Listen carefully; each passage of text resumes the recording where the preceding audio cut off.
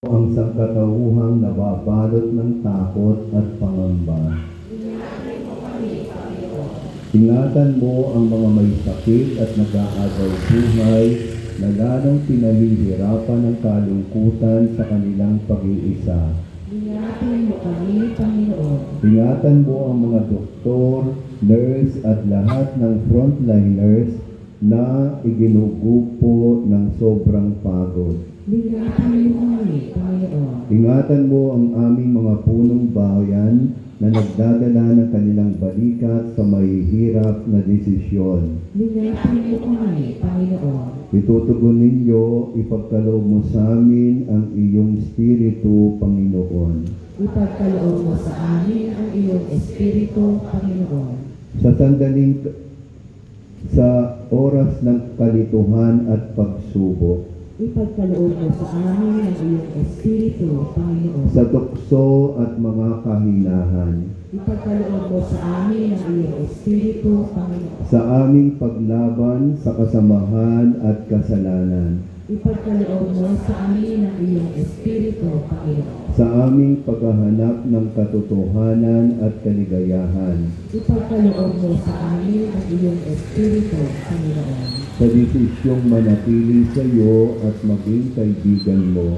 Ipagkaloob mo sa amin ang iyong Espiritu, Panginoon. Itutugon ng lahat, bigyan mo kami ng pag-asa, Panginoon.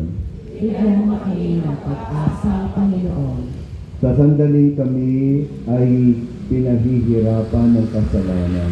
Bigyan mo kami ng pag-asa, Panginoon. Sa sandaling aming isinasara ang aming puso dahil sa pagkamuhi. Bigyan mo kami ng pag-asa, Panginoon. Sa sandaling dumarating sa amin ang kalumbayan. Bigyan mo kami ng pag-asa, Panginoon. Sa sandaling aming binabaliwala ang aming kapwa. Bigyan mo kami ng pag-asa, Panginoon. Sa sandaling inilulugmok kami ng kamatayan. Bigyan mo kami ng pag-asa, Panginoon. Manalangin tayo. O Diyos, sapagkat Ikaw ay aming kapiling, walang maaring makapag-iwalay sa amin sa pag-ibig at pag-asa kay Kristo. Sa iyong walang hanggang pag-ibig lamang kami umaasa, ilumin mo ang aming mga sugat. Tanging Ikaw ang makapaghihilom ng sugatang puso. Tanging Ikaw ang makapagpapawi ng luhang tigib sa aming dibdib. Tanging Ikaw ang makapagbibigay ng kapayapaang aming ninanais. Tanging Ikaw ang makapagbibigay ng lakas upang kami ay magpatuloy. Isinasamo namin na yakapin mo ang mga kapatid naming ang kaligayahan ay nauwi sa dalamhati.